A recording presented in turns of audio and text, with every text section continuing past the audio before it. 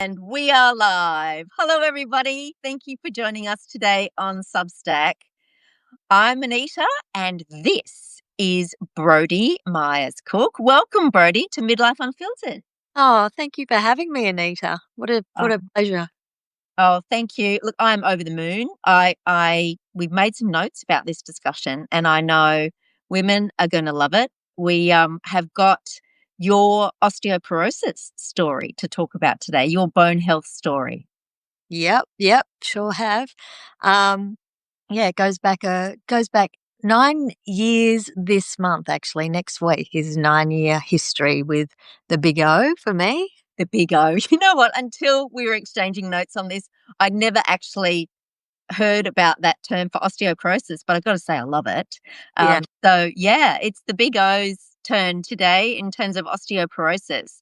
But before we dive into that, which there's quite a bit to cover and it's quite juicy, I would like to just share a little bit about you, if that's okay.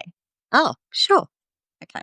So you have been an editorial director for 30 years, and 15 of those were with taste.com.au. Now, taste.com.au, can I say, I still refer to taste.com.au often for some recipes. So Me yeah, too. how exciting. It's a great. That's so cool. Yeah. Yeah.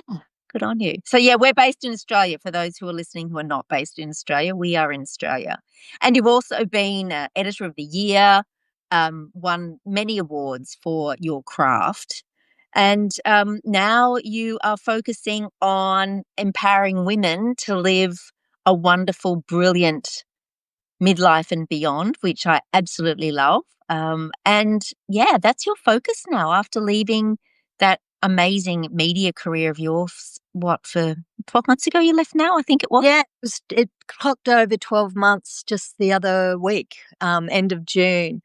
Yeah, it was something that I've always wanted to do. I mean, I started actually in horticulture and a gardening editor for Gardening Australia, which I'm sure you know, ABC Gardening Australia. Yeah, love that show.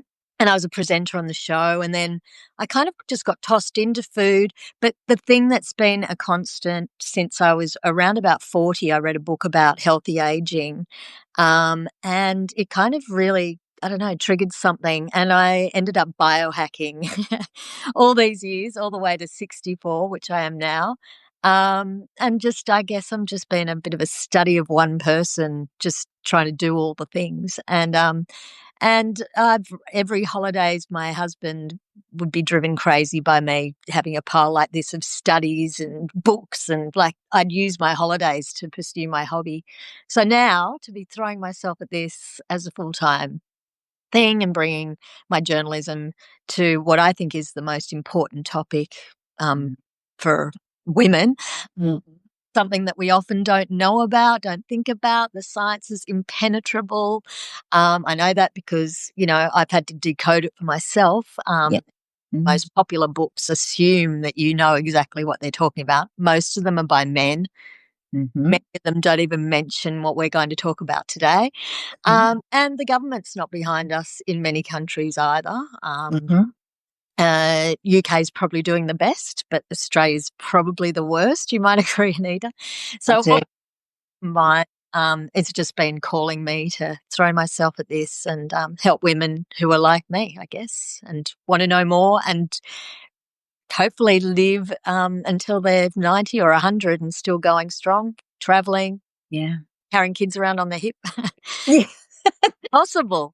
All that stuff. Yeah. Look, I'm 1000% beside you. Similarly, that's my passion now because through my bone health and other health queries, I guess, I've gone down many rabbit holes. I too left my full-time job, if you like, with running an aspect of my business 18 months ago. So similarly, diving into this space. And the more I dove into it, the more gaps I discovered. They were everywhere. And it starts with the basics, like not even putting the money into research, men's bodies for women's solutions. And then that filters through to our education system for our medical professionals. And it's not their fault that they don't know about women's health because it's not even on the bloody curriculum. They get weeks, not months. So it's Yeah, it starts right back then. The more you dig in, and as I know you have, Anita, because I've been looking at a lot of your work, the way men and women age, we could be different species. So it's kind of ridiculous to Yeah. have a one size fits all, because hormones are the big one. Which sounds like, oh, hormones, but it's hormones with rays shooting in every direction for what the hormones do. So yeah, I think it's great. It's a bit of a revolution, and I can feel women excited to take it on. I Yeah, and I feel where that transition age group to Brodee, I think we are now, bringing the attention to it. The research is kicking up, and with AI, I think all of that's just going to, increase as well. We still need the funding, but then I'm hoping that for my daughter who's 20, Yeah, she won't have to have the yeah, struggles as we yeah. are. We're aging in color, as I say, and I think we are. I think we're trailblazing for the everyone who comes after us, and hopefully ourselves as well. Yeah, go us. Go us. Now, speaking of going us, let's focus on your bone health story because that's what we want to get the word out about so that women can relate to it as well and go, you know what? Yeah, that raises a whole lot of questions for me. Maybe I need to do X, Y, Z and find out more. So, shall we start at the very beginning and talk about how did you find out about your bone health diagnosis? Yeah. Well, how I should have found out is I should have taken the lead. My mother had osteoporosis. I've got a fantastic doctor who could see my wrist size and should have kind of known. To just get a bone density scan, but bone mineral density scan. But the way I found out, unfortunately, was the hard way. Went for a quick jog around the block, and my foot hit some soft ground, and it just felt like the whole world just did a 360. But it was actually my ankle did a 360 into a spiral fracture.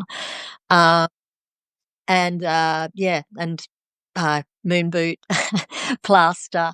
It was very difficult. Recovery, living in Brisbane, I was in Sydney, so I had a real taste of what it'd be like to be an 88-year-old who was not independent. Like, luckily, I had a daughter at home, but she was studying, and but yeah, after the moon boot came off, I was given the osteoporosis diagnosis. So that's kind of that's kind of how it came about.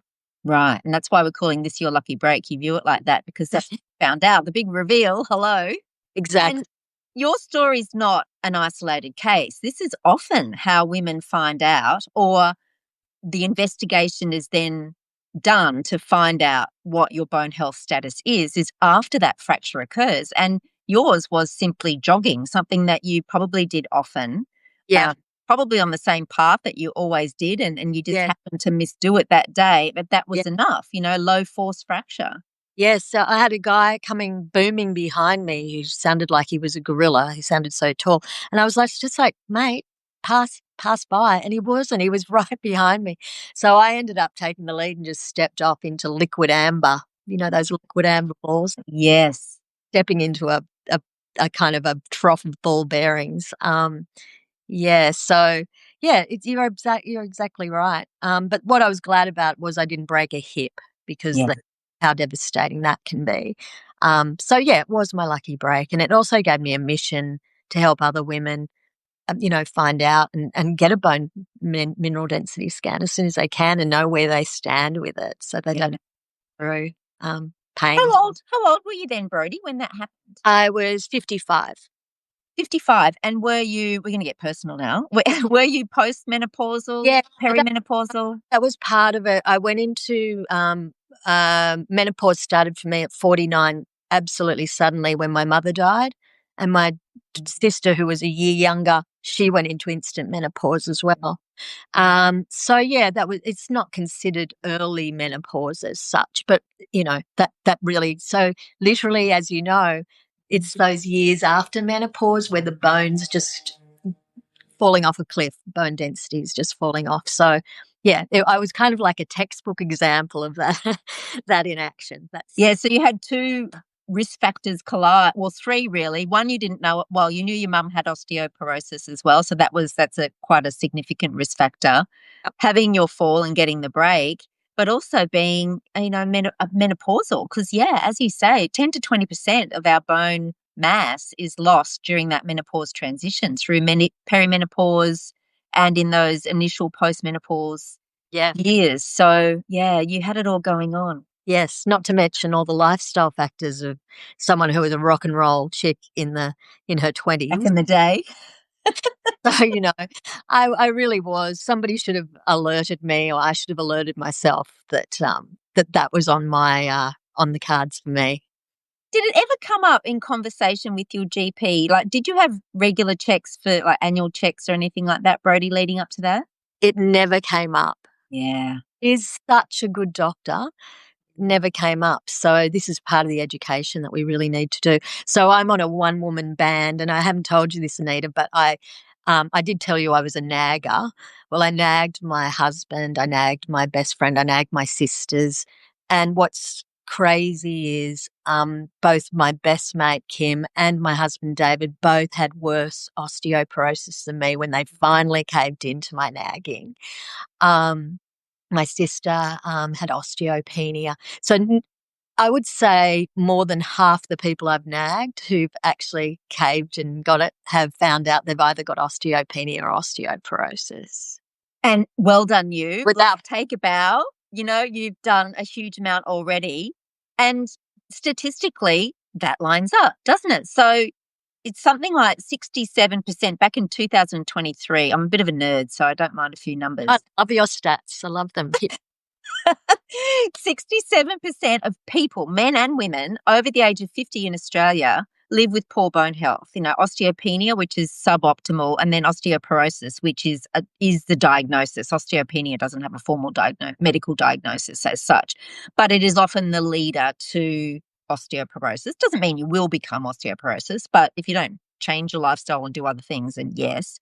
Mm. So, and that's expected to increase 23% by 2033.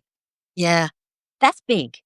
That's big Right. for men and women. And I know for myself, for many, many years growing up in my 20s, whenever I thought of osteoporosis, I would think of my nana, an Right. older woman, Yeah. a little bit frail, that is what osteoporosis is. But it's so not. It Yeah. is not an old woman's Yeah. disease. And the worst part of it, Anita, is it's silent. Yes. There's not a single hint, not a single symptom other than breaking a bone. In the beginning, obviously, as you get older, my mother ended up having a dowager's hump, that kind of, Yeah. Kyphotic. Yeah. yeah. Women in particular, I see with that, and that curvature, bent over spine. But at our age, you're not going to have any hint at all. There's no sign other than maybe your physical, like I had with my bones, that you might have it, but nothing that's going to actually point to it directly. Yeah, yeah. And there are quite a few risk factors. We've touched on quite a few from your story. Mine was a little bit similar in that I didn't fracture, but I had hyperparathyroidism, which is a condition that leaches calcium from your bones. And that's kind of what tipped me over the edge. But, I was on the pill for 15. There's a whole other discussion about that, Brodee. You and I should have Yeah. a whole chapter on that, is Yeah. because, that also has been shown in research to um, lead to poor bone health later in life. So, and that's not talked about, in any Yeah. literature much, or certainly when you start the pill in your younger years, when you go to the doctor, like none of that is brought up. That's right. And Kim, my best mate, who's also been on this journey, she had to have asthma medication for a long time. Steroids. Yep. So really, Mhm. really puts you at risk. It Um, does. but Yeah, it does. quite, So, yeah, yeah, terribly. And again, like you say, silence. So you don't know that these other contributing risk factors put you in that zone for osteoporosis. So you got your diagnosis, you had your fracture, moon boot, fracture fixed well, I'm hoping. yeah, really well, yeah. Which Good. was, I think that's one of the benefits of finding out when you're 50 and not, later. 70. Yeah, that's right. So once you had your diagnosis, I'm really curious, then what? What did you do? Did you formulate a plan with your doctor, with your who was in your health team, and what plan did you formulate for So you? one thing Australia does do well is if you have a break, they immediately do test you then, and then they put you on a whole program. It's completely free, so I don't pay for any of my scans or anything like that. Nothing. I have never paid a cent, which is wonderful. Um, uh, my doctor, it was a really good endocrinologist from the hospital here, one of the best in Sydney, actually. So he was great. He put me on Fosamax. I was Right. completely open to, I just put myself in his hands. Like, I really wanted to do everything to make sure I didn't have another break. And I obviously did my research. What I liked about Fosamax was that it has residual that helps the bone. And so if you take away the Fosamax, your bones don't nosedive back to where you were, that it allowed for drug holidays. It had some risk factors that I checked with some experts that I knew that said that they didn't. So dentistry was part of it, Mhm. stuff Mhm. with your jaw, especially post-operative, which I incidentally just had last week. But that dentist and every dentist I've ever had and other dentist friends have said, I've never seen that with Fosamax. It's more Mhm. a problem with Prolia, which is the other drug. So Mhm. I liked it and I thought, yeah, let's do it. So but there was that as far as what his plan for me. Then he asked me what I did, and he said, "Keep doing all of that, but you've got to add weight bearing, more pressure on the bones." and that was interesting because my husband, who, as I said, was living in Brisbane, had been on to me forever, saying, if you're really serious about growing old, honey, you need to be like in the weights room. And I don't know why I wasn't there yet, but I did. I headed straight for there. He gave me a plan. Mhm. Went by myself. It was a shame I didn't have him with me. But yeah, I was just doing all the compound exercises. He's got a master's in physical education. Did I mention that? Anyway, so Handy. what's that? Handy. Handy. Uh, yeah, so I got onto that. I got onto skipping. I've added as far as exercise goes, maybe we talk about this later, but I've added one extra thing every year for my bones. Food wise, I upped my protein. Mhm. Added more fruit and vegetables. Calcium supplements he advised were calcium and vitamin D. And I Mhm. know it's some controversy around it. Does that help? Does that not help? Mm. I've kept doing it. Something that's everyone should weigh up. Yeah, that's kind of, I think that was it for the basic model anyway, for what he said to do. And he also said, surprisingly, like, put your bones under a lot of pressure. I was expecting him to say, "Oh, careful, careful," only tiptoeing everywhere you go. But he's like, "Go run on some cement." I'm like, "Really?" He's like, Mhm. "Yeah." I mean, and I must say, I'd get a bone scan before I decided myself to do that, but he knew where I was at and thought, yes, that's all fine. So, yeah, so that was his advice. That was his kind of his prescription, you might say. Your husband or your doctor? All from the doctor, other than the what my workout plan. Right. Okay. Well, congratulations for having a doctor who knew that as well, because that is part of the. It's another gap. Not all doctors, in my understanding, do that. And there was a fear, and there's a couple of things that go on that spring to mind. Is I'm 58, you're 64. Growing up and in my 20s and 30s, I never touched weights. I wasn't in the gym for lifting weights. And knowing what I know now, man, I wish I was, because Yeah. we start losing bone mass from our 30s. So, the higher our baseline is before we hit perimenopause, the much better off we are. Mm. Um, so yeah, that's interesting, and yeah, good old bone loading stuff as well. And it is important to, as you say, to get checked to make sure that how much you're at risk with loading up your bones. But also getting the supervision, like knowing what to do and how to do it correctly is I can't underline. No, you could actually do yourself damage if you Yeah, don't. big time. But Yeah, so it's a bit of a double-edged sword, isn't it? You have to do it because, Wolff's Law says apply the force and bones will yeah. respond. But you do have to do it with the right people in the right way. Otherwise, yeah, Yeah, it can be he damaging. created little videos for me so I could follow exactly what to do, and made me suggested that I take videos, and he'd kind of train me from afar. But I would think that anybody entering this should get a PT who has experience and knows about um, osteoporosis women, not just your average PT. Like, search out that person, even if you just spend, say, 6 weeks with them and ask them, "Do you think I'm ready now to do Mhm, myself?" And if you want to change it up, get them back in. mhm. You might even be able to do it less than that. That's a question to the PT, really. But I Yeah, yeah, agree, Anita. I think that's a real risk if you just go for it and start, pounding pounding those weights in your overhead press or something, and yeah, you yeah. just could actually harm yourself. Yeah, can do some damage. Yeah. Well, that's great. So you took the bull by the horns and you said, I'm going to do this. You had a doctor who was supporting you along the way initially saying, let's do this, let's do that. Went on the Fosamax to, I think confidence is a big thing in this too. Like you said, I didn't want to fracture a bone again. So that's what strikes us at the very heart, doesn't it, too, with all this, is the fact that what if I fracture again?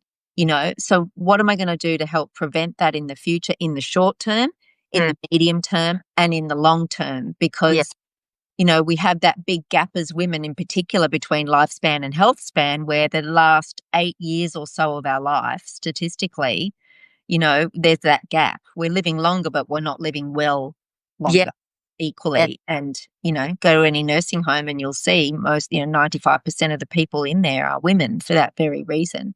yeah. So, yeah, it We can was make great. a huge difference. I mean, and you get all this added benefit when you do weight bearing exercise. As you know, you get better brain health. You get, like, you're actually feeding your entire ecosystem of what I call joy span, not just even health span, but you'll be able to do all the things you want to do as well. Not just, oh, I'm so healthy, but yeah, go backpacking at 85.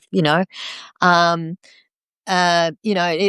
it's actually helps absolutely everything in your life. I've realized, and it's weird because, like, about a month or two after you start, you go to do something that you're used to doing, and you go, "Wow, look at me go!" I can do that so much easier now. I hardly Always feel think that. that Yeah. somebody asks, "Can I help you with that potting mix?" I've got this, buddy. Like, boom, but two of me, like, whoa, stand back. Yeah, it just makes you feel like you can just do everything without help, even grip strength. You can open those jars, or, bottle of champagne, um, whatever. Like, you're just so independent. Yeah, I love that. And I think that's the piece that is not talked about enough as well, because our mindset is at least 50%, if not more, in my mind, of what we can do to help ourselves too. It's having that agency that really drives that confidence and that Yeah, self belief. And and that's it's not really enough. important. There's not enough information about that. I mean, you'll be very familiar with the graph about what happens to bones. Mhm. What's missing on that graph every time is, this is you without you doing what you can do. This Yeah. is you without any agency. Mm. There should be the graph that says that, like, this is you without, weight bearing exercise, etc., etc., and this is you with it. It's not a fait accompli. No, no, absolutely not. So, listening out there, get on board, go and get yourself to a qualified EP, or, physical therapist, whoever, physio, and work out a plan with Yeah. someone who knows. The first one is to know where your bones are at, though, isn't it? Yes, the first thing is the diagnosis and knowing your bone health status. That is the number one thing. But And then, and I think not resting on your laurels, not kind of going, yes, okay, my bones are, I'm not in that zone, but knowing that if you're of that certain age, that it is going to be heading in that direction. But it's just like a tide that comes in, or the day that goes from day to night. It's that's inevitable. Um, but yeah, just doing the things, even if your bone density is good now, don't Yeah. rest on laurels, because it's even after it's 1% a Yeah. yeah, it's a 1% a year or one, Yeah. yeah, Yeah. It that. is. Um, Yeah. numbers don't stay in my head. I'm so wordy. um, yeah, so you're battling that tide right from the beginning. That's 10% in 10 years that you kind Yeah. of make up for. That's right. So, absolutely, the higher the baseline is when we enter into those years, the better. And then you're doing well if you can stabilize it and not regress, have greater bone loss than those statistical, 1%, if you can keep it nice and even. And you've managed to do that, haven't you, with your plan? You're now off your medication, you said? Yeah, so I'm on a drug holiday. I can't say I won't ever be on it. I'll go there for a year. And if things change, then I'll be onto it again. So, but I got out of the osteoporosis zone so 2016 is when my fracture happened. By 2020, I was in the normal range, which he said was really unusual. But I'd gone Mhm. for it in a big way, with all all guns blazing. um, yeah, so that was good, but it's just maintaining that. Like, I'm certainly not going to think that it may not go down.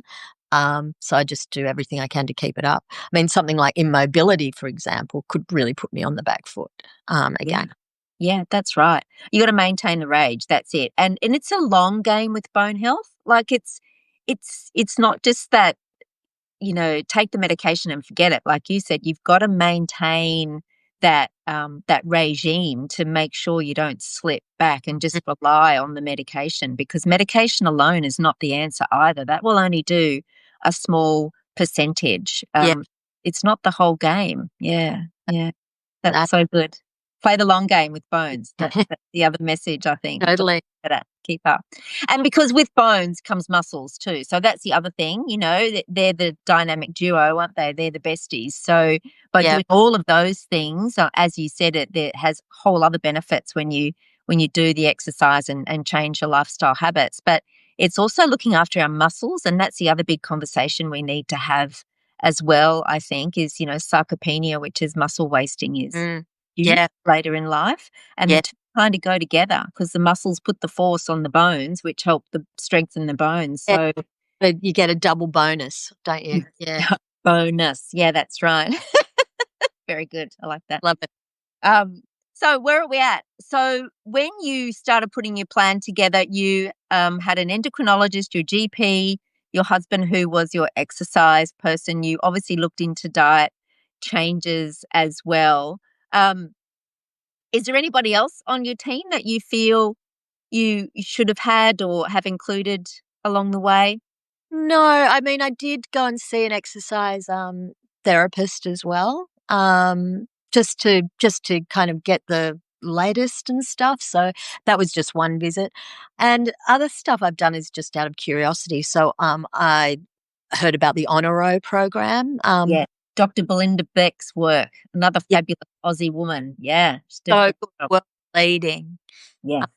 I'd heard about that, so I asked a PT who was a trainer in that to give me a run through, because I wanted to see what was in the program, and that was really interesting. I've still got a few things that I need to add to my list from that program, actually, but that might be my 2025 end of 2025 addition for my bones. But yeah, that was it. That was my complete team of helpers and stuff. Yeah. Mm. I'm glad you mentioned the Anero program, and I'll put that in the show notes too. So that is backed by years of research from Dr. Belinda Beck, who's based here in Brisbane, and she runs a bone clinic as well. So she's now got, it's such a clever model. She's done the research, and it's a beautifully crafted piece of research as well. It's very thorough. And backed up in the background with all of that, she runs a bone clinic here in Brisbane. So everyone who goes through her bone clinic contributes to that data bank. So Mm, she's been gathering all this data for years now. And I noticed she's popping up on podcasts in America at the moment as well. And it's so good to see because the world needs to know about this. It's a really good piece of research, and it's all about how exercise is as good as medication and as the added benefits of overall health benefits as Yeah. well. So, Just yeah, how important heavy weights are. it's the loading. Yeah, the bone loading. Yeah. I know, it's great. And some of her uh it's Onero is the right pronunciation. ONER. Oh, Yeah. yeah. Yeah. It's now they've got physical therapists in the States who are actually now licensed to do the program. So it's spreading worldwide, which Going is, worldwide. Yeah, it's really exciting. Yeah, it's so good. Yeah, yeah. I've told my physio and where I go for my I'll week get onto it. about it too. Yeah, good on You're you. not in competition. Go out there and get qualified in an aero because it'll bring something to the practice, as well going What I forward. love about it is that they start people off on broomsticks, like instead of a barbell, getting their form right and then gradually Mm. building up there. So it's very conscious of being safe. Everything's fully, supervised, and yeah, it's a great program from what I hear. I love Belinda Beck. She's just a hero in this She is area. a hero in this space. Yeah, she absolutely is. And now, do you have follow-up scans to check on your bone density? Yeah, so I only see my endocrinologist once a year. And yeah, so I have a scan once a year, except when and I think this will happen the next time, because I'm out of the osteoporosis zone. I sometimes have to try and talk them into giving me a scan. I often pull but I write in this space. I really can't have a gap. And the trouble is, as you know, you have to keep going back to the place that you had your original bone Yeah. density scan, because Mhm. genes can give different results. So Mm. so I'm hoping I can talk them into it again, because I've got this long line. But generally speaking, you won't get a scan every year if you have moved out of the osteoporosis zone. No, but you can pay for one. You can say to your GP, look, can you write me out a referral and pay out of pocket to have one done? Yeah, but not at the clinic that I go to, which is Ah, right. Ah, prevention. But yeah, anyway. So yeah, yeah, that is an option. once a year I go back to him. Yeah. That's great.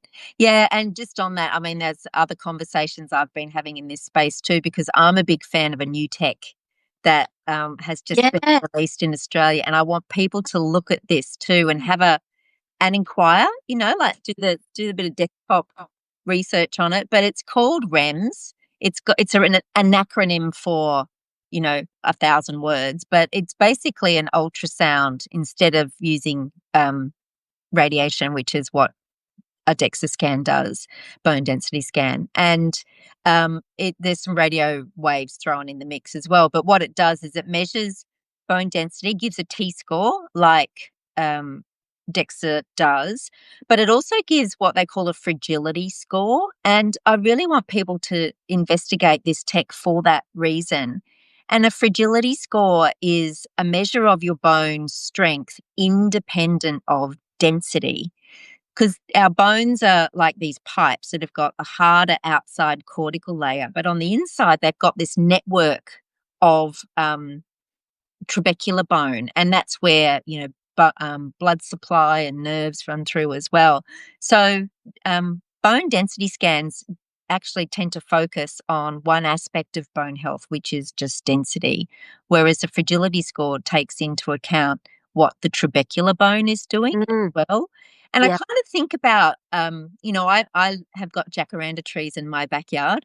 So when the wind is up, I watch these old, magnificent trees, sway in the breeze. So the wind is kind of like a force, when you fell over and fractured your leg the first time. But instead of breaking, they bend before they Mm, break. that And flexibility. in my mind, that's the flexibility, that's the strength element coming in, irrespective of density. Well, that's the way I look at it anyway, rightly. Yeah. No, I'm really fascinated by that. There is a place that's not far from here that does it, and I was thinking I might get both done at the same time to get that snapshot. And it's called REMS. Yeah, REMS. Yeah. Yeah, The other thing I like about it is that the typical bone mineral density scan gives you a two-dimensional view, that's whereas right. I believe that REMS, which is why it gives you that better frailty score. So, yeah, I'd be really interested to see, how I go on that. It'll be really, like, scientifically interesting to compare them side by side. Yeah, and that's what I did 12 months ago. Yeah. I was due for another DEXA. Yeah, so I was diagnosed at 51 with osteoporosis, Oh, and I've really? had 3 DEXAs in that time. Every 2 years, you have a DEXA scan usually, and because DEXA can't really pick up significant change, for 18 months apart, so it's a bit tricky, whereas REMS will pick it up after 6 months. But, yeah, I had a DEXA reading in the middle, which was rendered useless because it was so out of whack, wildly out of whack in terms of accuracy compared to the one I'd had previously. So then 2 years later, I had another one done, and then at the same time, because of that wildly wacky number in the middle that we couldn't use, that previous DEXA, I thought there must be something else out there, and that's when I found REMS. And so I deliberately, like you just said, had a REN scan at the same time within a week of having my next DEXA, which I would go back to the same machine, do all the right things, to have Mm, it done. And it showed a very similar T score, but okay, yeah, which was, that's quite interesting. comforting. Yeah, because, okay, I trust this science now. And T-score is, we probably should explain, Oh, yes, sorry. T-score is your bone density as compared, believe it or not, to a healthy 30-year-old woman. Yeah, and that's a World Health Organization, Measure. definition. Yeah, measure, that's right, and if you get negative 2.5 and lower, then, like That 2.3, puts you in the osteoporosis zone. Okay. osteoporosis, yeah. So So the that's T-score was the same for both. That's really interesting. yeah, pretty much, what it gave me was this fragility score.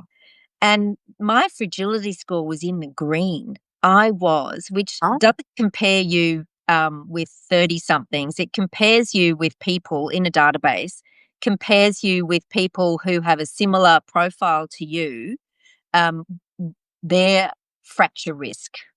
So because I was really very much in the green for that, I've gone, okay, now I've got hope. And I know I don't have that fear of fracturing so much because my fragility score was so good. So yeah, great. whilst my That's so bone, good to know. yeah, and the flip can happen, right? And this is where I think it can be a bit misleading. Some people are walking around going, my density's great, my bone density's great, my T score is awesome, but But the yeah, fragility score what's might, your fragility, which is really what it's all about. That's really interesting. yeah. So So is the score, so the score's a little bit like a Z score, which in DEXA terms is against people the same age, same sex, same ethnicity. Is that kind of the equivalent with the REMS that you did, or not? Uh, not exactly. It is in terms of comparing people of a similar ilk to you, Right. Yeah. Okay. but Z score is still density based. Yeah.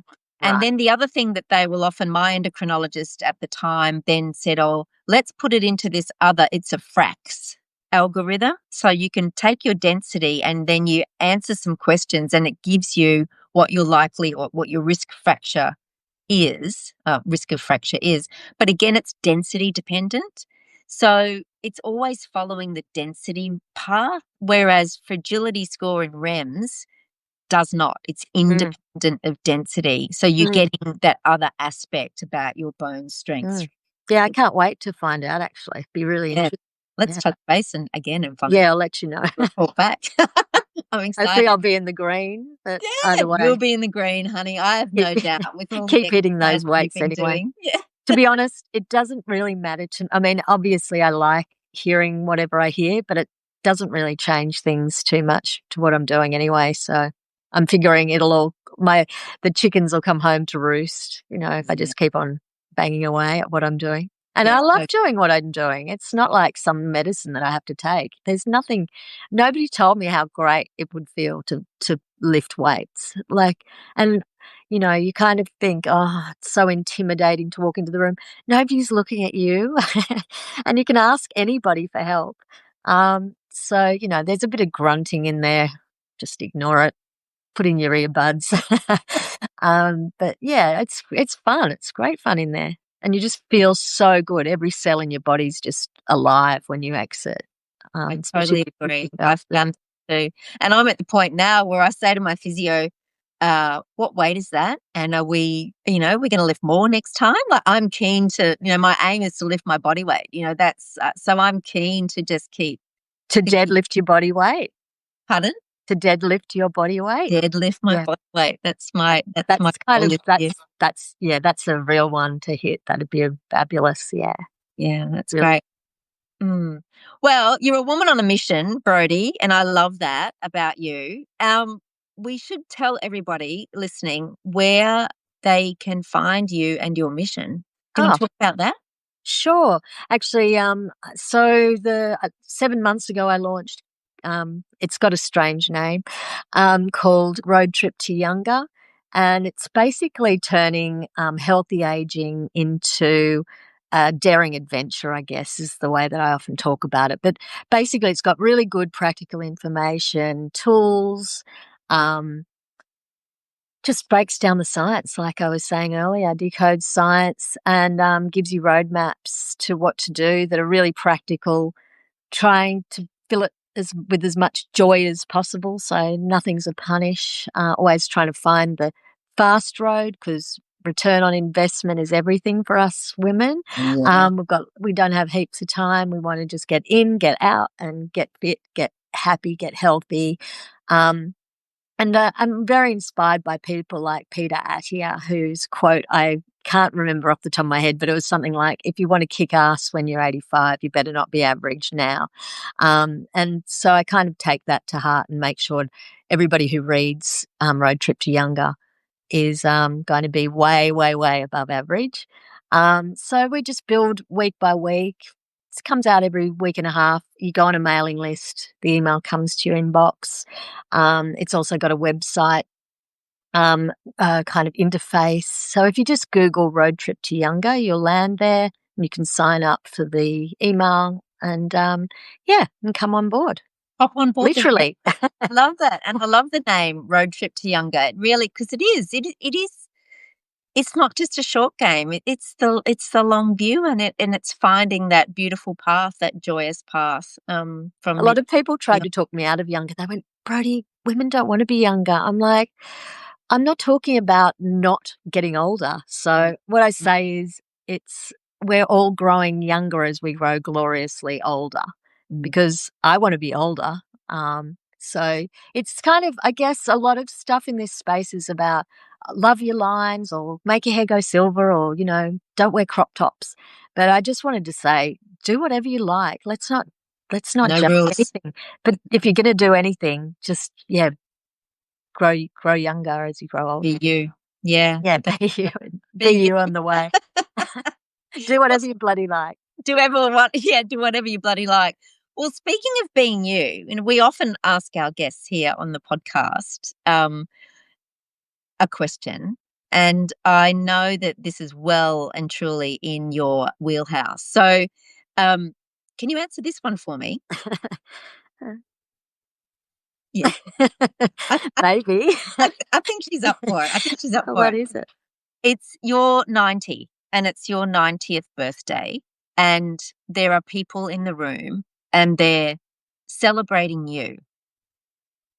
What is it that they're saying that makes you feel truly seen? Um,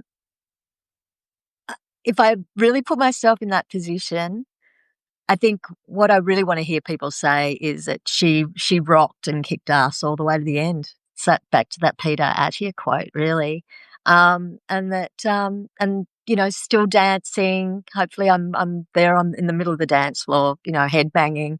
Um, but I just really want people to see and know that I did everything that I could to just keep on going. In fact, I told my best girl, I've got there's 4 girls. We've all been together for 5 decades now. We've traveled the world together. And I told them recently that I want them to book in March the 4th, 2051, because we're all going backpacking in Greece. So they're going to have to stay, have to stay healthy and fit, because it's going to be hand luggage only up in the compartments above. Yeah, so maybe that party will be in Greece. Mate. You might want to come with us, Anita. You'll be a sprightly young, spring chicken. I would love to join you then. And I think that is an awesome goal. And I love what people are saying about future you. That sounds absolutely Hopefully, fingers awesome. crossed. Yeah, well, I reckon you're on the right path. Well and truly, girl. You're doing a great job, Brodee. Thanks so much. Anita. Thanks so much, everyone. We will put links to where you can find Brodee in the show notes, as well as the other stuff that we've talked about, the Neuro program, the REM scan, and other links that popped up through this conversation. So thank you, Brodee. You absolutely. Thank you. That was so fun. It I was really fun. appreciate you having me on. Thank you. Thank you so much. Thanks, everyone. Have a great day. See you.